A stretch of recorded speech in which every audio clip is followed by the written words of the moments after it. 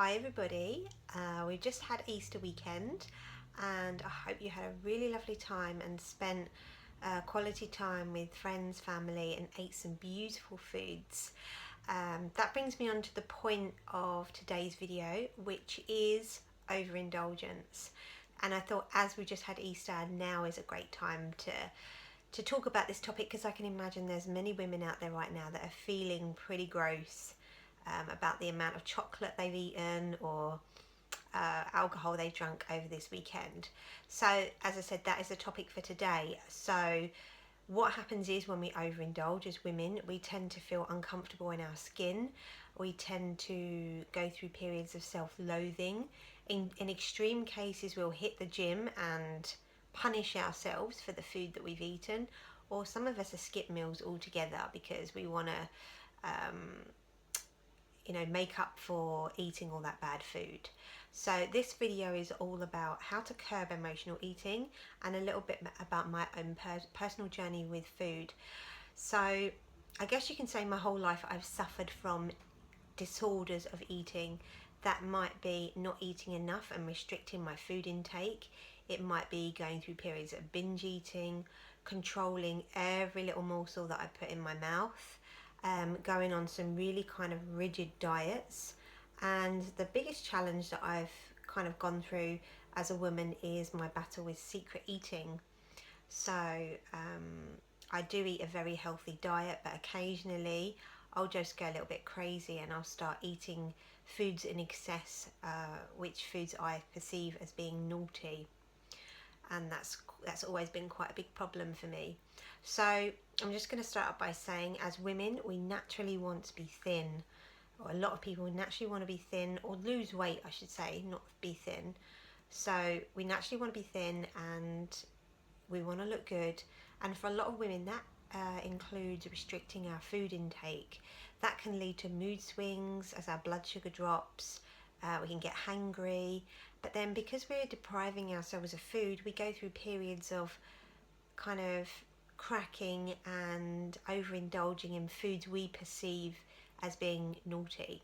So that's the thing we need to do. We need to stop looking at food as being naughty and some foods being as good, and just look at food as nutrition. So my diet consists of organic vegetables, meat, and the occasional bit of fruit. I don't do very well on sugar. However, I will occasionally indulge in maybe some foods that I love that I wouldn't normally eat. So that might be crisps, it might be a little bit of raw chocolate, it might be some raw cake with my friends. But I kind of do this sort of once every couple of weeks just to be on the safe side.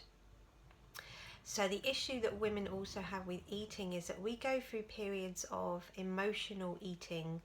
So we let our emotions drive us to reaching out for food. So say for example you've just broken up with your boyfriend, or you've had a crap day at work, or you're on your period. Most people would reach for chocolate, they'll reach for wine. What that does is it will give you a quick fix, a quick energy high, and then you're left up feeling kind of crappy again within the space of a couple of hours. The trick now is to catch yourself just as you're about to do it. Okay, so before you're about to eat, ask yourself, are you eating emotionally?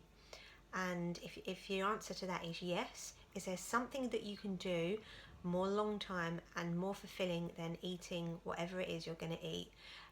For example, I'll use myself, my story. So I went for a long period of being really unhappy. I moved to London and I felt really isolated from my family and friends. I actually lived with people that were really healthy, and I then sort of rekindled my relationship with my eating disorders in the form of secret eating. So because I felt so lonely and so empty inside, and I was lacking that sweetness in my life, I reached out for chocolate rice cakes, and I felt really guilty about eating them, so I always kind of ate them in secret. And the more I ate them, the more kind of crappy I felt, and the kind of downward spiral would continue. Of course, then I gained weight and I lost my confidence, and then I'd eat more, and then I become sort of quite sick. And it's actually taken me quite a long time to regain my health, as I was suffering from quite bad endometriosis, which I believe is strongly linked to overindulgence in sugar, because sugar really does affect the female hormone system. So that was a little bit about my battle. So the other thing is to stop looking at foods as being good and stop looking at foods as being bad. Just view them as nutrition. So if you are going to choose a treat, make sure it's quite a healthy treat. So you want to avoid something with refined sugars. Try and find something with natural sugars. If you're going to pick chocolate, pick raw cacao. If you want cake, go for gluten-free cake, that kind of thing.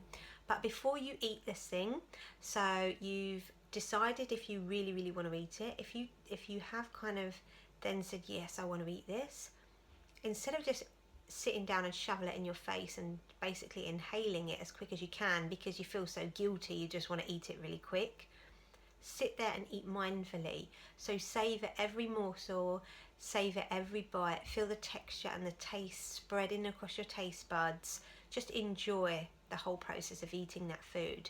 And then once you've eaten it, don't then get guilty. You know, you've eaten it, there's nothing you can do to change that. So just lovingly accept that food into your body, and your body will digest it a lot better. Because a lot of us will eat something and then we're like, oh, I shouldn't have eaten that, I feel like crap, I've eaten so much cake today, oh, so I'm not gonna eat tomorrow. That's kind of a negative cycle to get into, and that's how you give yourself health problems. So just accept it, lovingly invite it into your body, and then just forget about it. And the trick really is to just be mindful before you start eating stuff. And maybe if you are a really emotional person, keep a log, keep a journal of every time you reach out, what is it that you're missing in your life, and then work at replacing these short-term highs with something more long-term.